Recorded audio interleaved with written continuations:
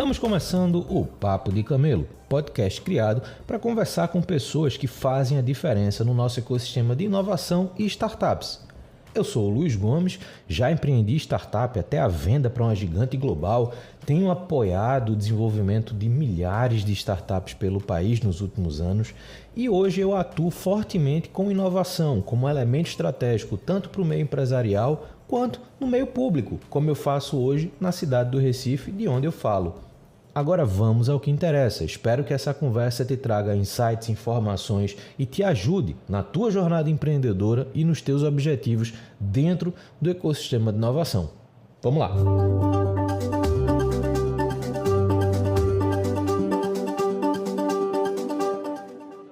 Hoje eu estou recebendo o João Vitorino do A Hora do Dinheiro. João é especialista em gestão financeira e ele vai trazer aqui, obviamente, a sua experiência, a sua trajetória e a sua visão sobre um cenário que é tão importante a ser discutido no Brasil. João, primeiro, obrigado por ter aceito o convite, ter separado esse tempinho para conversar comigo. Passando a palavra para você, como eu sempre faço, quem é você e como é que você chegou até aqui?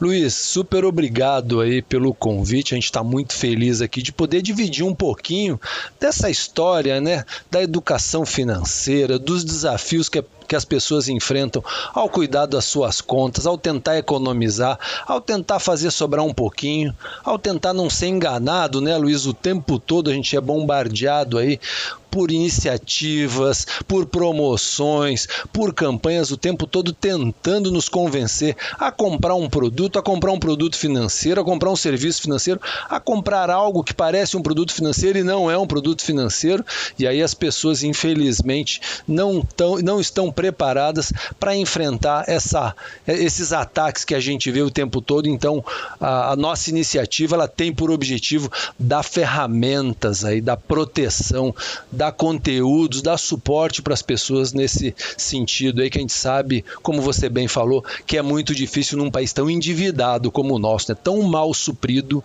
de educação financeira. Bom, eu sou um brasileiro aí que ama meu país, sou um pai de família, tenho 2 filhos, casado com a dona Ângela aí há mais de 20 anos aí, moro aqui em São Paulo, não sou de São Paulo, sou lá do Rio Grande do Sul, fiz aí minha carreira aí morando em vários lugares por esse Brasilzão aí, morei no Nordeste, morei no Sul, morei no Rio de Janeiro, morei em São Paulo, trabalhei muito tempo no mercado financeiro e sempre que eu estava no mercado, né, Luiz, eu tinha aquele desconforto, puxa vida, mas será que isso aqui tá certo vender para esse cliente? Será que ele não podia fazer diferente? Será que não podia, sabe, explicar melhor e mais no detalhe, ajudar esse pessoal a escolher melhor esse produto aqui?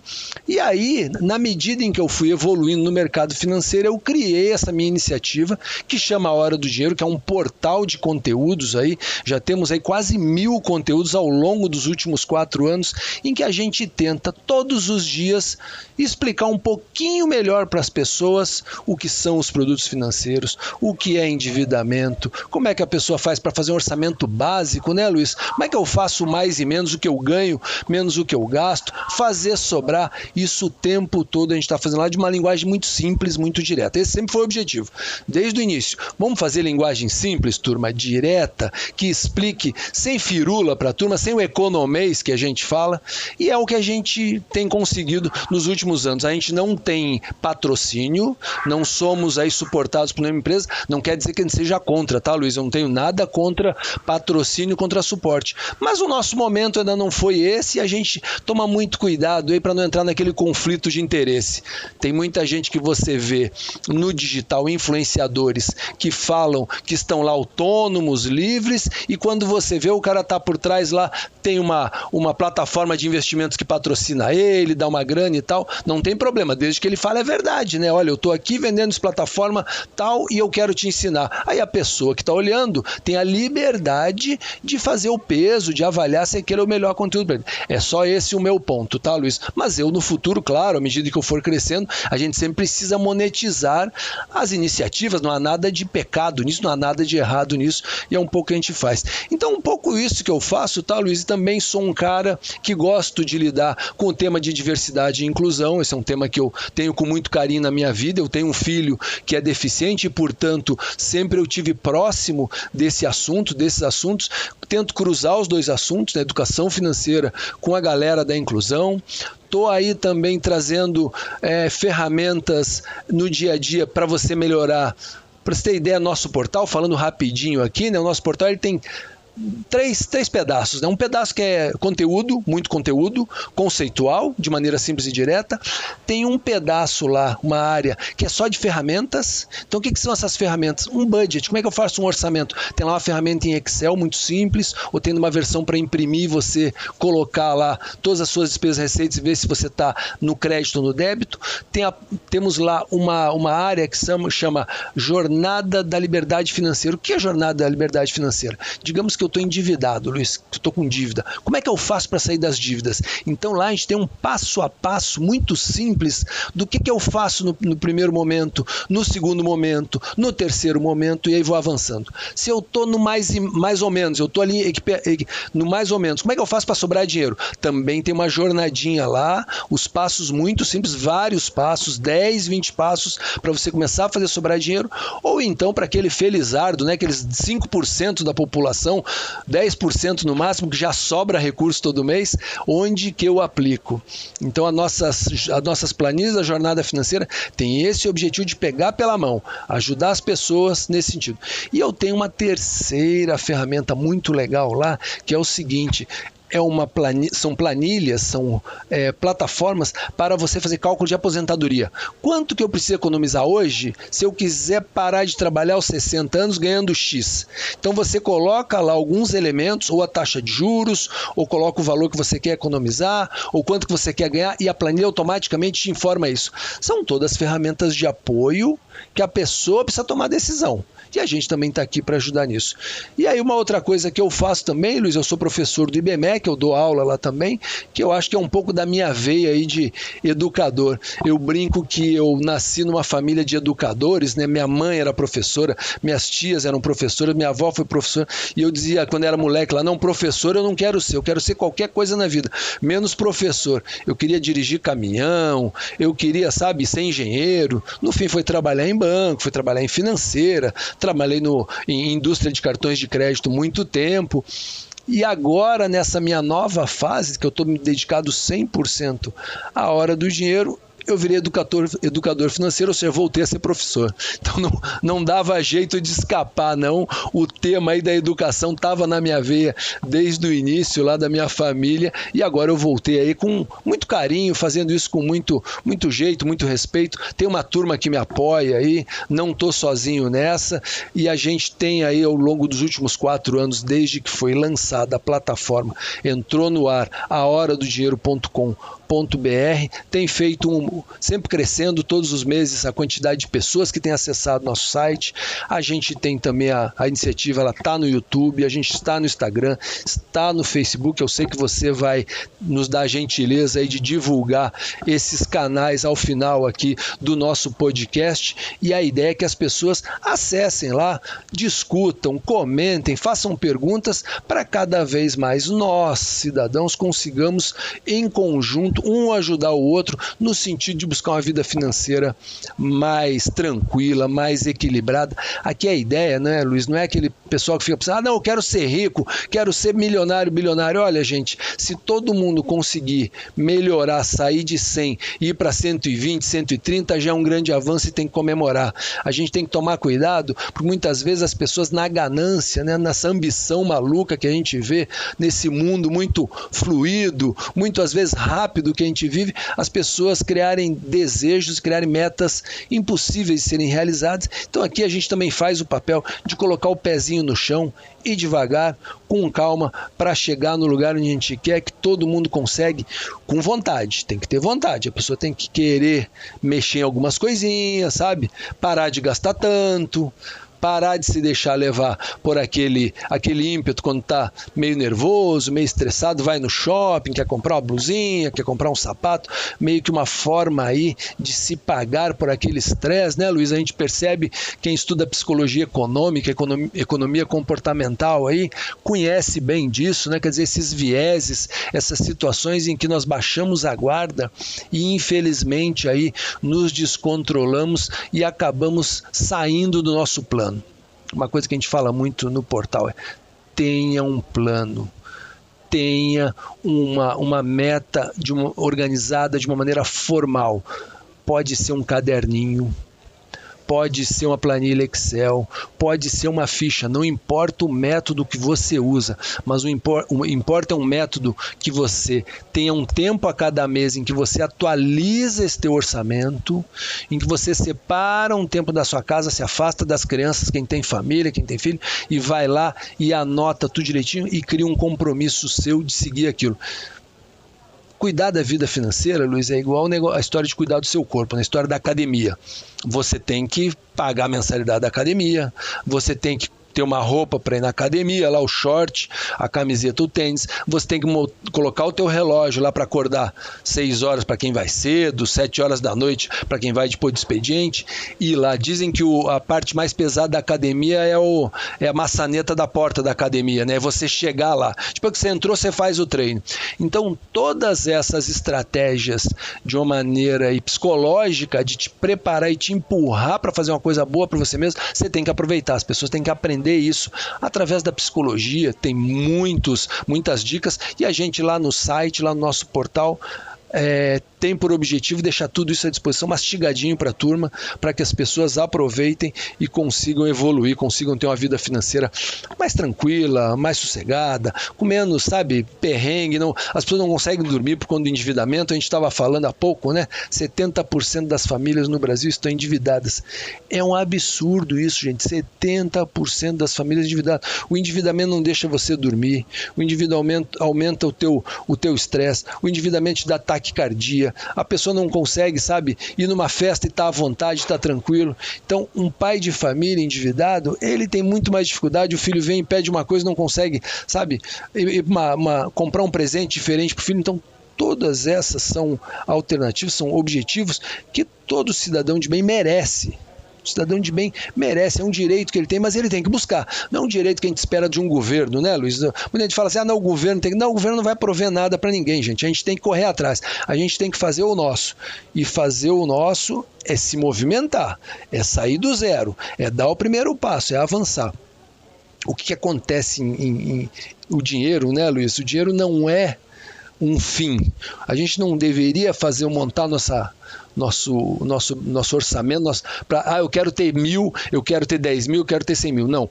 O que eu quero? Eu quero ter as férias com a família, eu quero ter dinheiro para minha aposentadoria, eu quero ter um recurso para mandar o meu filho para fazer um intercâmbio fora. Meu filho mais velho tem 18 anos. Eu quero mandar ele para fazer um intercâmbio de 6 meses no Canadá, na Inglaterra. Já estou com tudo organizado nas contas lá. Já está tudo organizadinho. Já estou comprando os dolarzinhos para ele, guardando já desde uns 6 meses atrás. Então, isso a gente tenta ensinar para as pessoas o tempo todo no portal. Outra brincadeira que eu fiz essa semana, né? Teve esse problema com o avião do presidente, que teve uma turbina lá que estragou. Ele teve que ficar rodando aí 4, 5 horas, está todo mundo falando nesse assunto. 4, 5 horas até gastar todo o combustível para poder fazer um pouso com segurança. O dinheiro, gente, é esse avião que nos leva para os lugares, e que se a gente não cuidar direitinho, não vai nos levar para o lugar. Agora, esse avião não deveria ser o nosso objetivo principal, ele deveria ser só um meio, a gente tem que entender isso, mas é um meio que tem que ser respeitado, é um meio que tem que ser cuidado, é um meio que, se você não fizer direitinho, se perde. A gente sabe que tem várias frases populares aí que ajudam a entender isso, né? Dinheiro na mão é vendaval mesmo, quer dizer, existem táticas e estratégias para você se proteger de você mesmo na psicologia. Você quer ver um exemplo que eu falo bastante, Luiz? Estou falando bastante hoje, né? Você, quando recebe o seu salário no início do mês, existe uma estratégia na psicologia econômica que fala: pague a você primeiro. O que é pague a você primeiro? O que é esse conceito de pague a você primeiro? Ao invés de você fazer como tradicionalmente a gente faz, que é assim: eu recebo 5 mil reais, aí pago aluguel, pago luz, pago água, pago escola, pago meu plano de saúde, o que sobrou eu vou e invisto. Você inverte essa equação. Você recebe os 5 mil reais e já investe. A primeira coisa que você faz é investir. Então, você, pelas tuas contas, você entende que você vai conseguir guardar R$400 esse mês. Então, você recebeu 5 mil, você já manda o teu banco fazer um débito automático de R$400 e já colocar num fundo lá de renda fixa conservador, todos os meses. Aí quando chegar o dinheiro no início do mês, lá dia 5, os teus R$5.000, já tirou os 400, o que sobra você vai gastando. Por que isso? Porque você tira de você mesmo o seu risco de você cair numa tentação e pegar esse dinheiro que sobra no final de pagar tudo e gastar com uma coisa que não estava planejada. Então, ao fazer esse movimento de antecipar a tua reserva, você guardar o teu recurso, você cria uma maneira automática de rotineiramente você se defender do nosso mau comportamento, nosso comportamento não tão racional como a gente pensa, né? Muita gente acha que o ser humano ele é racional e ele não é racional. Ele é racional em boa parte do tempo, mas em muitos momentos a gente é irracional. A gente não toma decisões de uma maneira correta. Aquela filosofia que é do século XX, do tal do utilitarismo, né? O que o utilitarismo dizia? Que o ser humano sempre toma a decisão que lhe causa o melhor resultado. Ela não é verdadeira em 100% das vezes. Muitas vezes você está estressado, cansado, brigou com a mulher, brigou com o chefe, brigou com o marido, ou você está doente, está com uma dor, está com uma febre, está com uma inflamação. Isso te impede de estar 100% na sua capacidade de tomar a melhor decisão, de parar e olhar assim, não, para um pouquinho, eu preciso mesmo comprar esse sapato bacana que eu vi que não, eu vou usar mesmo. Será que não tem mais outro sapato que já está lá guardado há um tempão que eu comprei do mesmo jeito e não usei? Então, todas essas decisões, elas fazem parte de um composto da nossa vida. Nós somos emoção, nós somos razão, mas em muitos momentos nós não estamos no controle efetivo porque essas outras emoções nos invadem. Então, um pouco disso que a gente fala na hora do dinheiro, a gente está lá dando esses toques, né, dando esses insights, nada assim que a gente queira colocar as pessoas em uma situação de ficar chateado, enfim, mas refletir, parar e pensar. Puxa vida, eu estou cuidando bem do meu dinheiro mesmo? Do jeito que eu cuido da minha alimentação, eu cuido de mim? Do jeito que eu estou descansando, eu estou tomando decisões pensadas? Eu vou entrar nesse crédito imobiliário. Essa semana a gente estava falando sobre isso lá na nossa live, né? Crédito imobiliário, a taxa de juros acabou de sair de 10,50 para 10,75. A taxa de juros do crédito imobiliário subiu, dobrou de 2020 para cá. Será que as pessoas que estavam pensando em fazer o seu financiamento imobiliário não deveriam refletir um pouquinho se não é hora de, olha, deixa eu esperar um pouco, deixa eu ver aqui como é que eu faço? Porque ela se assumiu um compromisso agora e as taxas de juros caírem ao longo dos próximos 3, 4 anos, a gente espera, né, que a taxa de juros suba mais uma, 2 vezes e depois passe a cair. Esse é o ciclo normal de um ataque à inflação através da veia do monetário, né? Você aumenta as taxas de juros, a inflação cede um pouco, aí você baixa a taxa de juros, a atividade econômica volta a aquecer. Então, se isso é verdade, tem sido verdade, a economia tem mostrado isso, nós deveríamos, quem está agora, nesse momento que a taxa de juros está no seu patamar mais alto nos últimos 6, 7 anos, refletir se não é hora de esperar um pouco e aí depois fazer daqui a 2, 3 anos essa compra e esse financiamento imobiliário com taxas melhores. Então é isso que a gente está defendendo lá na nossa iniciativa Hora do Dinheiro. Reflexão, gente. Pensar, parar, avaliar, não tomar decisões, sabe? Na empolgação, segurar um pouco a empolgação que a gente consegue chegar em todos os objetivos com calma, com dedicação, conversando sempre. Quem tem família, marido e mulher sentando, conversando, fazendo os combinados, cumprindo os combinados, celebrando quando atinge uma meta importante. É muito importante celebrar também, né? Marcar, conseguimos aqui, economizamos R$10.000, que era o nosso objetivo em 6 meses, chegamos lá, aí não vai gastar os 10 mil na celebração, né, gente? Aí não dá certo, né, Luiz? Mas gasta um pouquinho, vai lá e sai para jantar, toma um chopinho, vai no cinema, que isso é muito legal. Cara, muito bacana ouvir tua trajetória. Eu acho que tem um primeiro ponto relevante aqui, que é o fato de você ser um profissional que fez sua carreira no ambiente, no mercado financeiro, né? Então você trabalhou em bancos, trabalhou em ambientes que provê crédito, provê serviços financeiros. Então, acho que essa tua base profissional ela é muito importante para o conhecimento técnico daquilo que, de fato, gira em torno do movimento econômico. Óbvio, né? Você falou de diversos aspectos do uso do dinheiro e da vivência com o dinheiro. E claro, a gente precisa, toda vez que a gente for falar de finanças, eu sempre acredito que a gente tem que separar um grupo da população que infelizmente tem dinheiro para sobrevivência. Né? Então é pouco provável que só a gestão financeira seja suficiente para mudar a vida de quem mal consegue ganhar um salário mínimo. E isso é uma questão muito mais social, né? A gente entraria em outras portas para falar sobre isso do que só a gestão financeira. Mas quando a gente olha para quem passou desse primeiro crivo social, vamos dizer assim, né? Desse primeiro desafio social, que é você conseguir passar do momento onde você só tem recurso de sobrevivência, eu acho que a gente cai num aspecto muito importante que você também falou, que é um aspecto muito comportamental.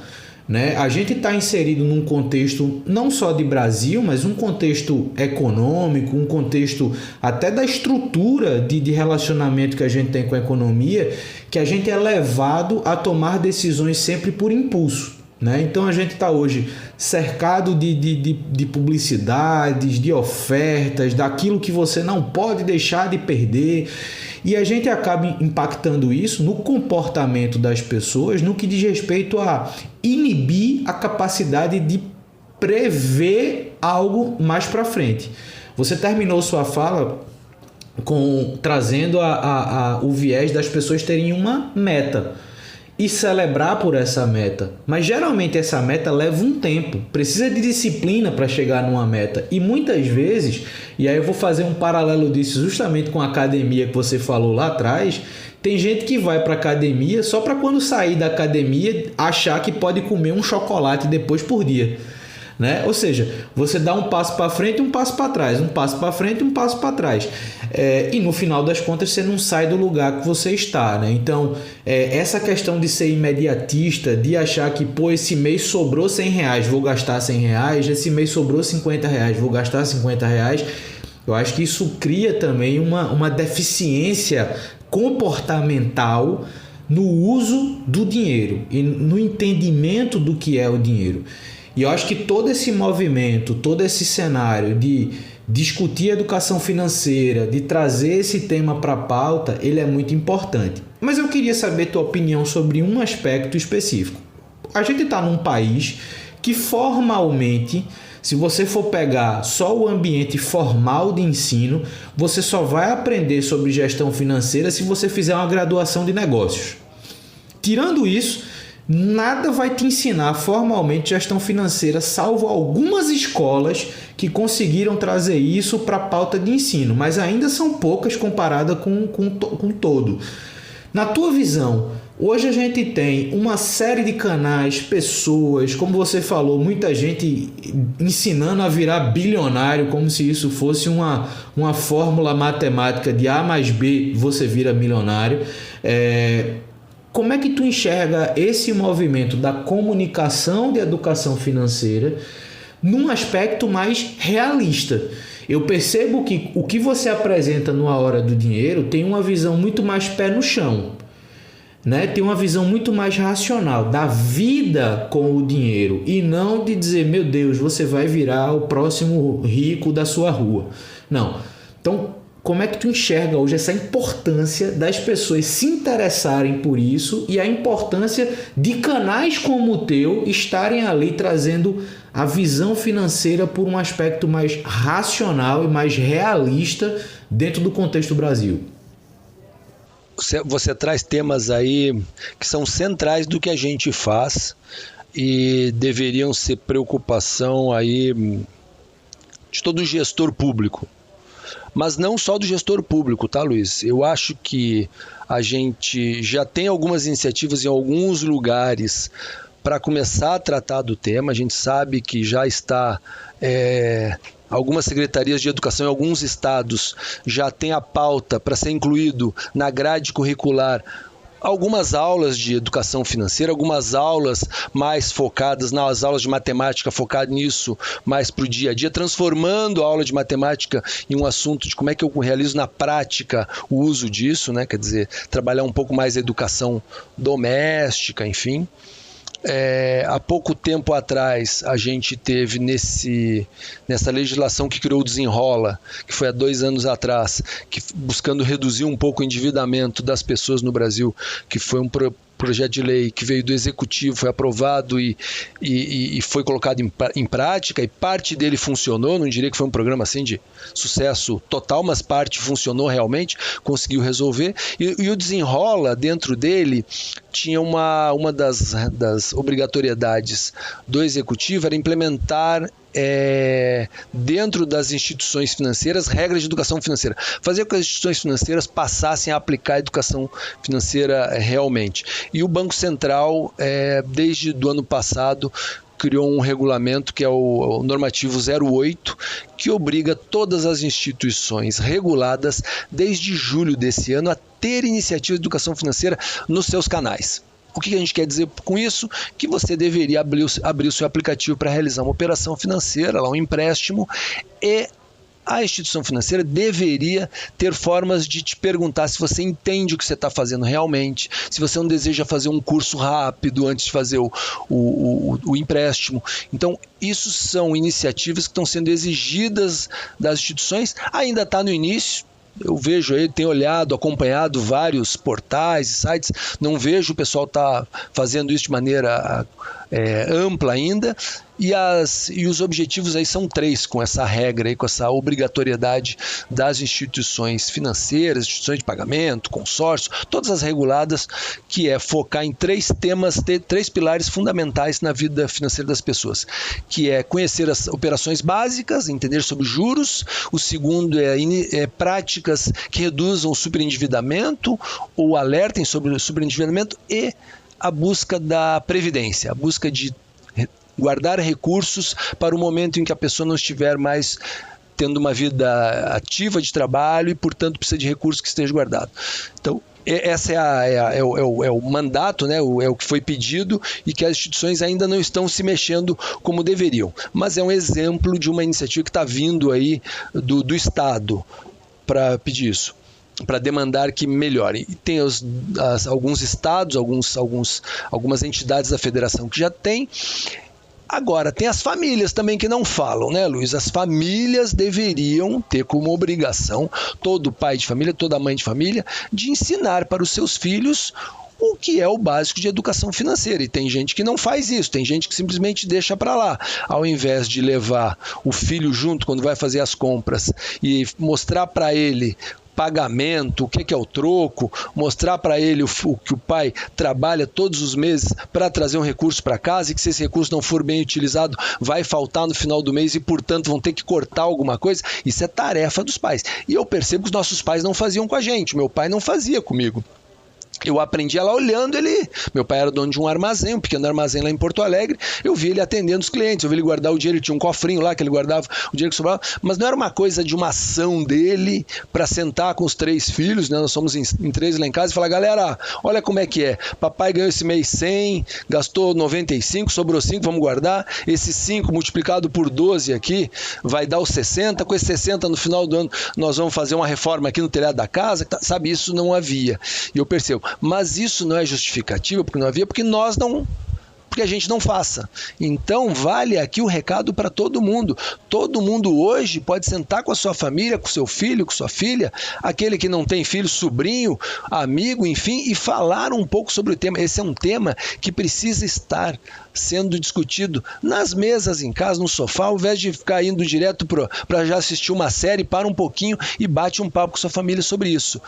No Brasil, a gente tem um mau costume que é achar que dinheiro é tabu, que achar que falar de dinheiro é tabu, é feio, sabe? A gente tem uma cultura de que é feio falar sobre dinheiro, que dinheiro parece que nós estamos falando uma coisa de exploração. Não é feio não, gente. Países mais desenvolvidos, conversar sobre dinheiro está no dia a dia. Não precisa conversar sobre dinheiro de uma maneira desrespeitosa. Converse de uma maneira aberta. Não precisa ficar perguntando quanto é que o outro ganha, mas converse de uma maneira aberta com os seus amigos e tal. Pô, como é que é? Você investe em quê? Em tesouro direto? Ou como é que você fez para sair da dívida? Eu tive endividado, eu fiz assim, eu fui lá e renegociei, fiz uma proposta, os caras baixaram os juros, ou eu fui transferir minha dívida para outro banco. Enfim, existem formas da gente avançar. Você fez um comentário no início da tua fala que é muito importante e eu não quero deixar ele passar, que é a história das pessoas que estão vivendo abaixo da linha da sobrevivência, estão só sobrevivendo, dependem aí de programas de auxílio do governo. É verdade, sim, nós temos, infelizmente, nosso país, a gente não pode dizer que ele é rico, e ele não é dos mais pobres, ele é um pobre que poderia estar muito melhor. Então os programas sociais são muito importantes, a gente não pode deixar os nossos irmãos passarem necessidade. Mas tem uma discussão, né, de mérito, né? Não, as pessoas ricas são ricas por conta do mérito. Não, mas tem gente que teve condições mais difíceis desde sempre e não conseguiu chegar, né? Aquela velha discussão da meritocracia que dá para fazer um outro podcast só falando sobre isso uns 3 dias, né, Luiz? A gente sabe quanto que esse é um tema aí que tem um debate aí para um lado e para o outro. Mas os nossos irmãos que estão em dificuldade, é claro que os governos têm que estender a mão e ajudá-los a sair disso, não deixar passar fome, passar dificuldade. O que aconteceu no Covid-19, né, Luiz? Teve um amplo movimento de trazer ajuda para os pequenos comércios, teve um amplo movimento de aumentar o Bolsa Família, aumentar as formas de transferir renda para que as pessoas não morressem. E isso é uma sociedade que se respeita, é isso. O mais fraco você ajuda, o deficiente você ajuda, a pessoa que está desempregada e não está achando emprego, tem que ajudar. É claro que junto tem que estar, capacita. Como é que a gente capacita essa turma? Como é que a gente dá mais educação, não só financeira, educação mesmo técnica, para quem está desempregado e evolui, sai daqui e começa a fazer uma outra coisa, quer dizer, muita gente fala mal, né, de o pessoal vira todo mundo motorista de aplicativo. Não, mas foi uma forma de renda digna que as pessoas estão tendo, então por que não? Por que não melhorar além disso, evoluir para outra coisa? E assim a gente vai vivendo. Uma coisa que a gente tem que ter em mente é que o fato das pessoas estarem vivendo uma situação mais apertada não quer dizer que elas não possam pensar, não possam ter acesso à informação, entendeu, Luiz? A gente não pode fechar os olhos a que as pessoas que estão em dificuldade, que elas sejam, no mínimo, um pouco tocadas por essa informação, diz, para aí, como é que eu vou fazer para ter uma segunda renda? Como é que eu vou fazer um curso, entendeu? Então, incluir todos, eu não excluiria as pessoas que estão no momento mais difícil também de ter acesso a essa informação que é tão importante e que eu só acredito na educação, Luiz. Eu não acredito em outras coisas que as pessoas falam aí que vai fazer as pessoas ficarem melhor. É via educação. A educação é o caminho para o nosso país melhorar. Educação de qualidade, professor bem pago, técnicas pedagógicas de primeiro mundo bem aplicadas, escolas capacitadas, escolas públicas de elite. A gente precisa disso. Isso é uma necessidade não só no pessoal da educação financeira, para todos os aspectos. Bons médicos, bons engenheiros, bons advogados, escolas técnicas de alto nível. A Alemanha é um país em que as pessoas 100% dos estudantes vão para a universidade, vão muito para a escola técnica, porque é um país industrial, um país que precisa muito do técnico, e um técnico lá ganha bem. Por que não no Brasil a gente não investe mais na escola técnica também, né, Luiz? Então essa indignação com o estado de coisas que me leva a ser um educador financeiro é o que eu espero que contamine todas as pessoas para exigir cada vez mais, não só do poder público, né? Nós somos o poder público, nós colocamos as pessoas lá. Nós tenhamos mais compromisso com a nossa sociedade como um todo, começando pela nossa rua, né? Começando pelo nosso bairro. As pessoas esquecem, ficam xingando às vezes o presidente da República, ministro, presidente A, o presidente B, e esquece que ele na rua dele joga o papel na calçada, a calçada à frente da sua casa está quebrada, ele não conserta, sabe? Ele é o primeiro a xingar um político e ele também ao mesmo tempo está lá e ocupa o acostamento quando está na sua viagem na estrada, passa por todo mundo que está parado no trânsito, num evidente desrespeito às regras.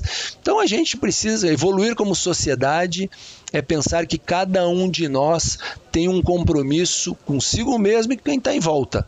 A educação financeira é parte desse processo, uma parte pequenininha aí, mas uma parte que a gente sabe que é muito importante, né? Um país endividado, uma família endividada, uma cidade endividada não vai para frente, né, Luiz?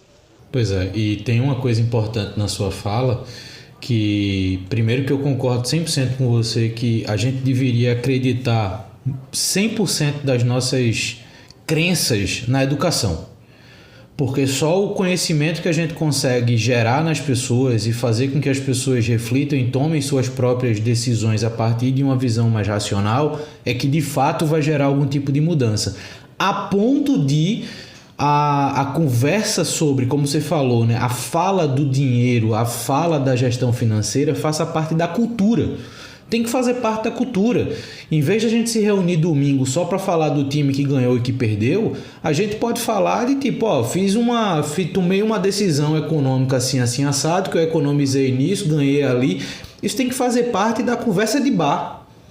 E eu acho que essa é a parte importante de um profissional como você, de um canal como o que você criou, é você tornar a linguagem popular associada à linguagem financeira.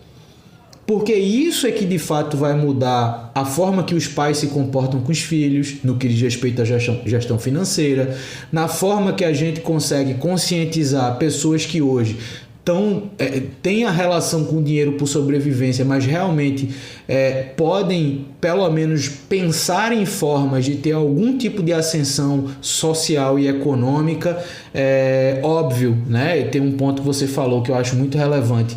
A gente não parte do mesmo zero, né? As pessoas que têm um resultado X na vida, elas não partiram do mesmo zero, né? Se fosse assim, se esse fosse o caso, talvez a gente pudesse ter uma série de discussões que de fato são tidas hoje na internet e elas fariam sentido, mas no final do dia acaba não fazendo, porque as origens, as oportunidades, os lugares que você passou, isso define também muito até onde você vai, né?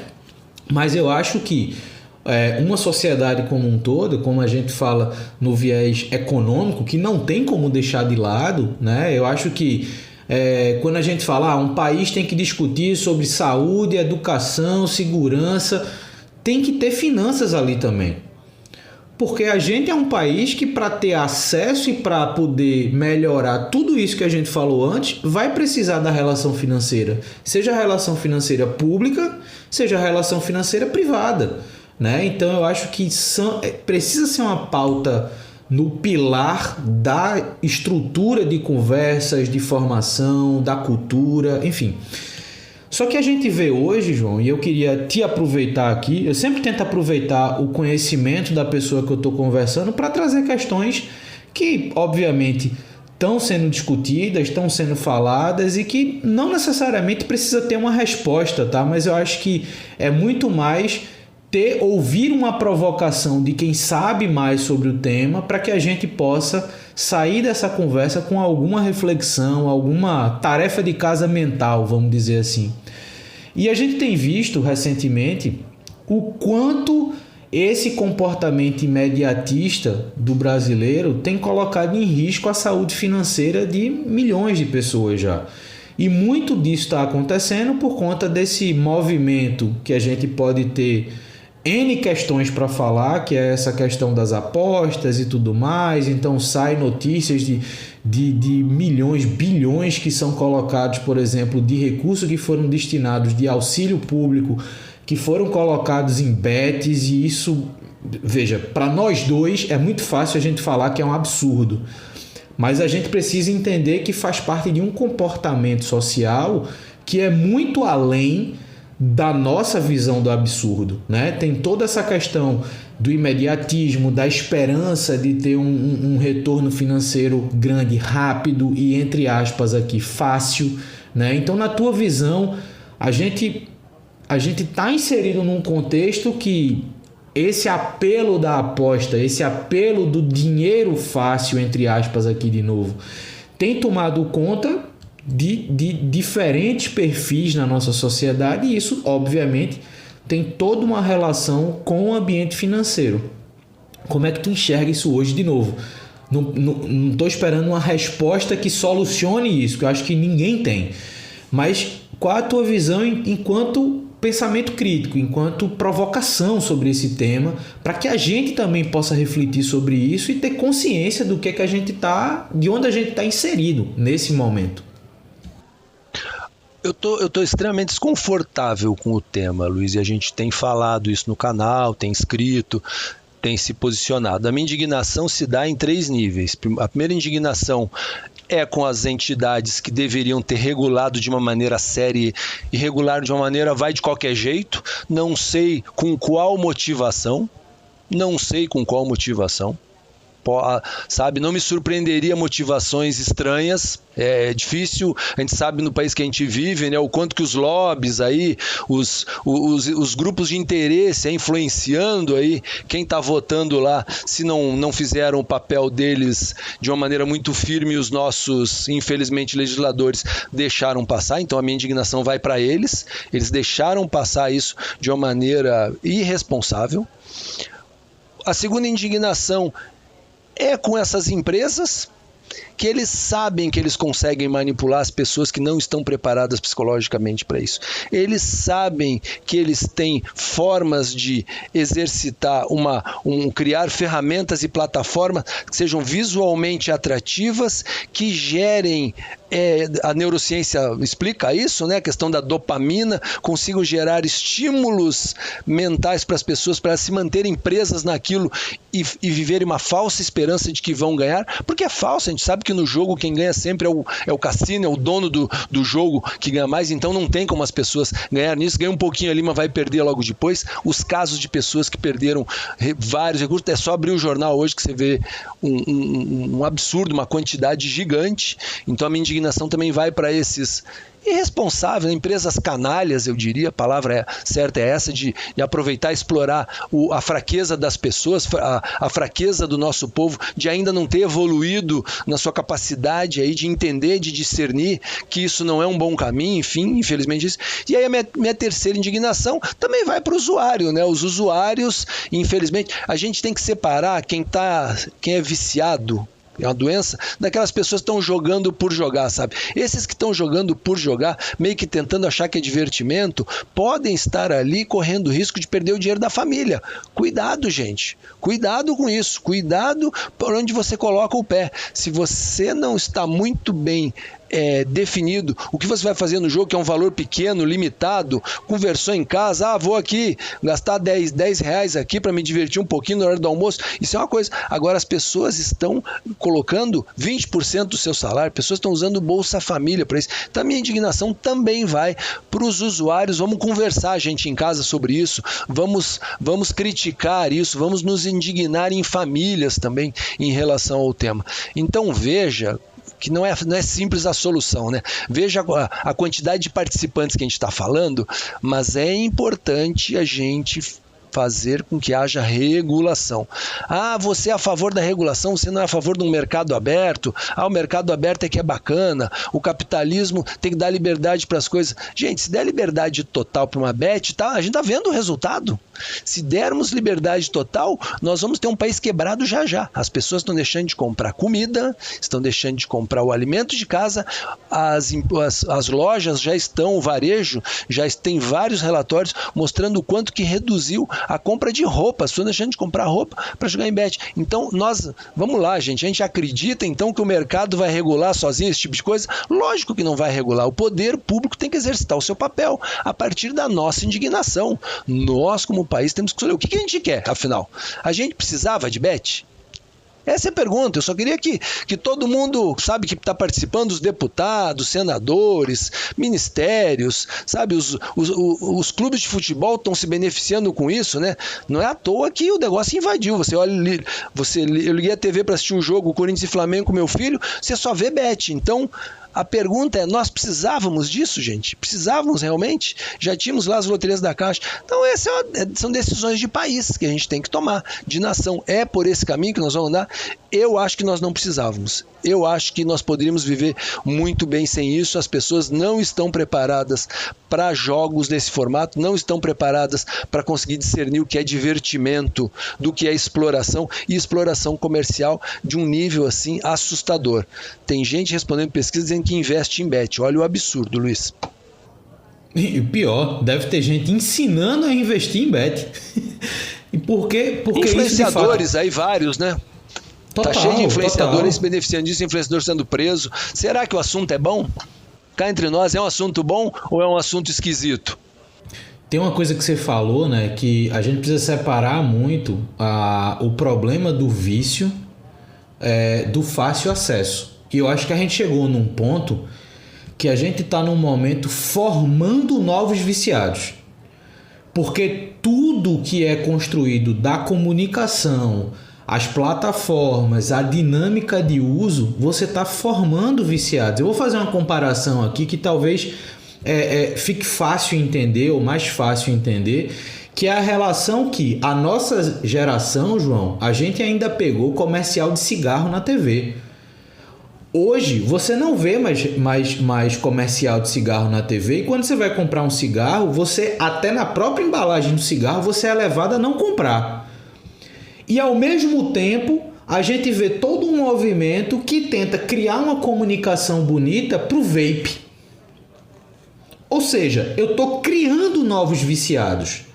Eu estou fazendo meninos de 14, 16, 18 anos fumarem vape sem achar que estão fumando.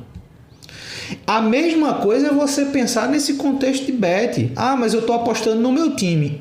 Ok, você está apostando no seu time, mas dentro da plataforma que você aposta no seu time tem uma roletinha.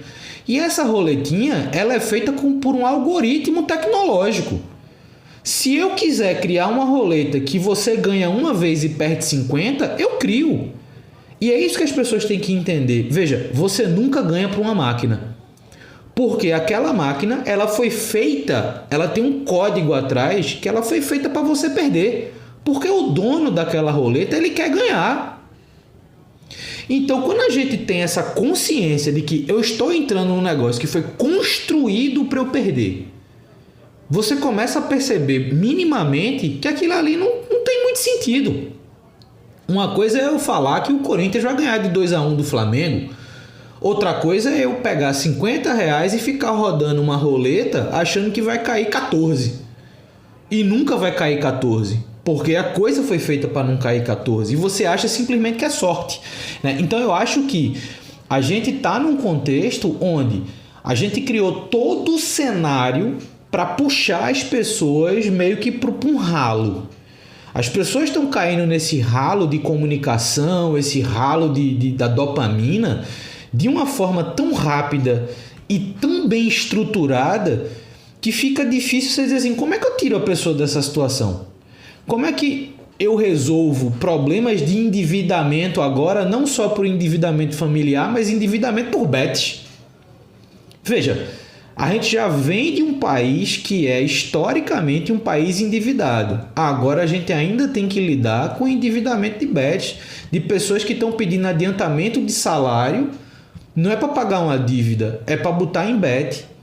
Então eu acho que essa visão da regulação, cara, ela é fundamental. A gente está 100% alinhado que isso precisa, para mim não era só ser regulado, era ser eliminado mesmo, porque realmente a gente não precisa disso. E entender que, como parte do meu público aqui são pessoas que estão empreendendo, eu costumo levantar uma discussão que é o seguinte: se você está empreendendo, você tem que evitar ser tanto o usuário quanto o dono. Porque não faz sentido você criar um negócio que só extrai dinheiro do teu cliente. Que por mais... mas eu estou gerando entretenimento. Mas é um entretenimento que destrói a saúde da pessoa. Então, se você está empreendendo numa máquina que gera de recurso para sua empresa na mesma mecânica que uma bet dessas de roletinha, pense se esse dinheiro vale a pena, pô. Você está destruindo pessoas, você está destruindo famílias, você está destruindo a saúde das pessoas só em benefício do seu negócio, né? Então, ao mesmo tempo que a gente não vê mais comercial do cigarro, você bota num jogo de futebol, você vê 30 bets aparecendo ao mesmo tempo. Do mesmo jeito que hoje a gente não tem mais comercial de brinquedo infantil, que também foi outro tema discutido já nos anos 90, de dizer assim, cara, comercial de brinquedo induz as crianças a terem um ímpeto de querer comprar aquele brinquedo muito grande. Mas a gente hoje abre qualquer canal de comunicação e a gente tem 30 bets aparecendo para todo lado, né? Então, em algum momento a gente vai ter que dizer, ok, não se pode mais divulgar bet. Quer ter? Tenha, mas não divulga em lugar nenhum. Porque hoje, se eu tiver uma loja de tinta, eu não posso mais patrocinar um time de futebol. Porque a Bet paga 30 vezes o que eu pago para tirar a minha marca. Então, qual é o livre mercado aqui? Né? Quando a gente fala do livre mercado, cadê o livre mercado aqui numa hora dessa? Né? Então, assim, eu acho que é um cenário complexo. Eu acho que, de novo, profissionais como você, João, são fundamentais para a gente criar um raciocínio crítico nas pessoas. É difícil, porque é algo que leva ao vício, leva a essa dopamina eterna. Entre aspas aqui de novo, é um efeito TikTok, que você tem que estar o tempo inteiro tendo um benefício rápido, sabe? Então, é um processo que depende de pessoas como você, que depende de uma mudança cultural e que dependem lá na ponta, a ponta oposta, regulações e muitas vezes proibições que precisam pensar no nosso país daqui 10, 20, 30, 50 anos. Né? Então eu acho que esse é um ponto relevante. Eu aproveitei essa conversa para trazer isso, porque é bom conversar com quem fala sobre educação financeira e trazer esse aspecto. E João, qual é a tua visão, obviamente além desse contexto todo que a gente acabou de falar, mas qual é a tua visão sobre o futuro da educação financeira, talvez agora com um olhar um pouco mais otimista, mas o futuro da educação financeira, o futuro que a gente pode ter dessas novas gerações que já nascem num contexto econômico muito mais digital, né? Então, o Brasil também tem esse aspecto de ser, em termos de estrutura econômica, super desenvolvido, né? Desde tecnologias como Open Finance até um próprio Pix da vida. Enfim, a gente tem uma estrutura financeira, né, tecnológica que é bem desenvolvida. Então, como é que tu enxerga esse futuro? O próximo passo aí da geração olhando para a educação financeira, essas eventualmente aprovações que a gente possam ter cada vez mais da educação financeira fazer parte do ensino básico. Enfim, conta um pouco mais dessa tua visão de futuro. Nunca foi tão fácil aprender sobre educação financeira, tá, Luiz? Mas nunca foi tão difícil. A gente abre o YouTube, você vai achar milhões de vídeos falando sobre educação financeira. Você vai para a internet, você vai para o Google, você vai achar milhões de sites, portais, instituições financeiras, bancos, instituições de pagamento, IPs, instituições de pré-pagos, com blogs de todos os tipos falando de educação financeira.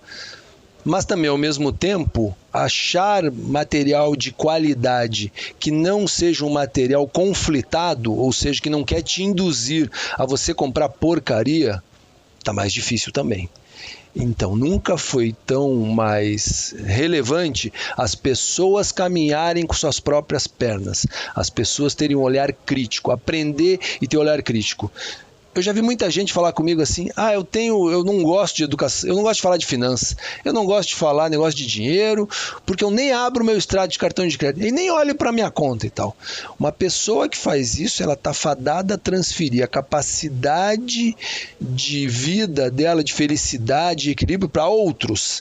Ele vai ser massa de manipulação para comprar qualquer porcaria e aí vai sofrer. O dinheiro não traz felicidade, está provado isso, mas o dinheiro te impede de ficar infeliz. Ele te ajuda a não ficar infeliz, porque ele vai te dar os meios para você ter uma boa educação para os teus filhos, você consumir coisas de qualidade, a você conseguir se divertir com qualidade. Se você não se liga em nada desses pontos, se você dá as costas ao dinheiro, como sendo assim, eu não quero, isso não é para mim, e vou transferir meu irmão faz, meu amigo faz, não quero nem aprender, é um problema. Você vai ter problemas sérios pela frente. Então, apesar de nós termos hoje uma capacidade, uma quantidade de conteúdos gigantesca, a qualidade não é das melhores e ela só será melhor na medida em que eu me esforço para estudar um pouquinho. O pessoal fala muito, aprenda aqui como é que você vai ganhar 1 milhão de maneira fácil. Gente, não existe meio fácil de ganhar dinheiro. Não existe forma fácil, forma pronta. Eu odeio o pessoal que fala método. Se um dia, Luiz, você abrir uma postagem minha e falar que eu estou vendendo meu método, você manda alguém me procurar, manda me internar aí, porque método, o que pressupõe? Algo que valha para qualquer pessoa. Um método é algo que qualquer pessoa faça, vai dar o mesmo resultado. Não é verdade, cada um é de um jeito. Eu estou preocupado com meus 2 filhos, que um tem 18, o outro tem 12, em um vai fazer faculdade, vai fazer intercâmbio. Você, não sei se você tem filho ou não tem filho, você está preocupado com tua filha que quer fazer medicina, então você tem que guardar. É completamente diferente. Então, isso é só pensar, basta você refletir sobre o tema que você vai perceber que é impossível. Então, nós temos muita quantidade de informação, a qualidade precisa ser feita, uma curadoria, precisa se dedicar. Olha, gente, na hora do dinheiro a gente tem muito conteúdo de qualidade, mas se você não fica só olhando a hora do dinheiro, vai você fazer o teu método próprio, vai você pensar sobre qual seria a melhor maneira de você aprender e cria a tua jornadinha de aprendizado. Eu vou aprender um pouco com o João, vou aprender um pouco com o A, com o B e com o C. Então, eu acho que nós temos capacidade de ter um futuro melhor em termos de educação financeira, desde que as pessoas também se sintam motivadas aí. E é papel nosso criar meios para motivá-las. Ser mais simples mesmo, os conteúdos serem ao mesmo tempo que dão profundidade rápidos. A gente sabe que infelizmente as pessoas não têm tempo hoje para fazer algo que demore muito tempo, infelizmente. Eu até gostaria, eu gosto de estudar, mas nem todo mundo gosta. Você quer ver uma coisa? Os nossos textos todos no ahoradodinheiro.com.br, eles têm a versão de áudio, né? Tem lá um aplicativo que você clica em cima, você está no metrô, você bota o seu foninho, você está no trem, você ouve o conteúdo todo, o post, a explicação, a aulinha que eu estou dando lá, de uma maneira simples. Então isso é uma forma de a gente estar atualizado em termos de tecnologia, dando um material de qualidade. Então, tentando responder um pouco a tua pergunta, eu acho que sim, podemos ter a esperança de ter uma qualidade maior na educação via todas as plataformas, mas que isso dependerá sempre de quem é o protagonista que temos que ser cada um de nós na nossa história. Mas eu queria pegar um gancho, Luiz, no empreendedorismo. Eu sei que que você aqui é focado nisso, o teu público é um público empreendedor, o pessoal das startups, das fintechs. Eu queria trazer uma lembrança e uma provocação aqui para eles, que é o seguinte: finanças é parte fundamental de um modelo, de um plano de negócios, de uma startup, de um empreendimento. Então, você que está com a sua ideia de montar uma startup, você que quer expandir seus negócios, quer criar uma nova linha de negócios, quer estender um produto aí que você já tem e quer criar outro, tome muito cuidado se você é um cara que não gosta de finanças, tá, gente? Não é proibido não gostar de finanças, mas se você não gostar do tema, tenha um parceiro que goste, porque 50% das empresas nos Estados Unidos quebram, as novas, por problema de finanças. Tem muitas delas que quebram tendo capital de giro. Tem muitas delas que às vezes quebram dando lucro, Luiz. Por quê? Porque o cara não se organiza, porque o cara gasta errado, porque o cara deixa de pagar coisas que deveria pagar, esquece dos impostos. Qual empresa que dá certo com as pessoas não pagando impostos? Eu fiz o plano de negócio, que mais impostos, sabe como é que é? A gente dá aquele jeitinho, não dá certo, gente. Sigam as regras, coloquem o imposto do teu plano de negócio direitinho. Então fica aqui o meu convite, o meu estímulo a quem está desenvolvendo novos negócios hoje no Brasil e que te acompanham aí, tenha finanças como sendo um dos pontos principais do teu negócio. Não subestime a importância de um bom capital de giro, de um bom fluxo de caixa, de uma planilha muito bem feita, que ela é o oxigênio de um negócio que vai crescer no futuro. Não é o principal, mas é uma parte fundamental, uma parte muito importante desses planos de negócio e de um futuro de uma boa empresa. Cara, isso é muito importante. Eu costumo falar muito para empreendedoras e empreendedores que você não precisa aprender a gastar o dinheiro, você precisa aprender a usar o seu dinheiro, o dinheiro que está no caixa do seu negócio, como isso gera crescimento, como R$1 vira 2, porque se você está empreendendo, você precisa fazer com que todo o recurso financeiro que você tenha disponível, ele retorne de alguma forma para o negócio, e a gente sabe que a principal variável de sustentabilidade para qualquer negócio é a sustentabilidade financeira, né? Para qualquer mudança que você queira fazer, para qualquer adaptação que você precise fazer, para qualquer regra que você precise cumprir, tudo isso depende da sustentabilidade financeira, né? Então, é uma matéria importante. Eu ia comentar algo exatamente que você falou, João, das pessoas se interessarem em aprender sobre gestão financeira, né? Tanto para a vida, quanto para o ambiente profissional, quanto para os projetos, quanto para o futuro dos filhos.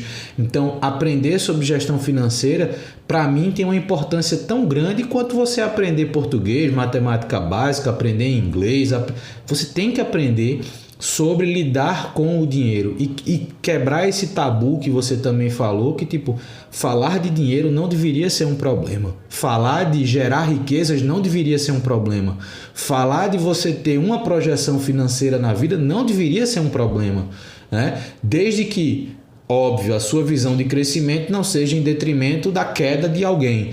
Mas se você está fazendo o seu desenvolvimento financeiro, cara, fale sobre isso, peça ajuda, leia conteúdos que são relevantes, escute pessoas que têm experiência naquilo e tenha uma visão crítica sobre tudo que você consome, né? Você começou a sua resposta falando algo que é muito importante, que ao mesmo tempo que é muito fácil você acessar conteúdo, mas hoje está cada vez mais difícil você filtrar a qualidade do conteúdo que você consome. Então tenha um senso crítico de sempre que você ouvir uma opinião, você gasta ali depois uns 10 minutinhos refletindo sobre aquilo, né? Então, para as pessoas que ouviram a gente até aqui, a gente falou de diversas coisas que as pessoas podem ser favoráveis, contras, concordarem, discordarem, mas mais do que isso, gasta um tempinho depois dessa conversa pensando, peraí, por que o João falou isso? Por que a opinião do Luiz é essa? Deixa eu pensar se isso faz sentido no meu contexto, se eu concordo, se eu discordo, por que eu concordo, por que eu discordo, porque é com essa visão crítica que todo mundo vai evoluir. Eu aprendi muito com você hoje, João, e eu tenho certeza que muita gente que vai ouvir também vai, não tinha parado para pensar nisso. Eu não tinha parado para me atentar nesse aspecto de gestão financeira que é tão simples, mas que eu acabo deixando passar, né? Então, isso para mim é que é o ponto-chave da gente começar esse trabalho educacional de formiguinha, de mudar a cabeça das pessoas. João, gostou do papo? Muito bom, Luiz. Obrigado aí pela oportunidade.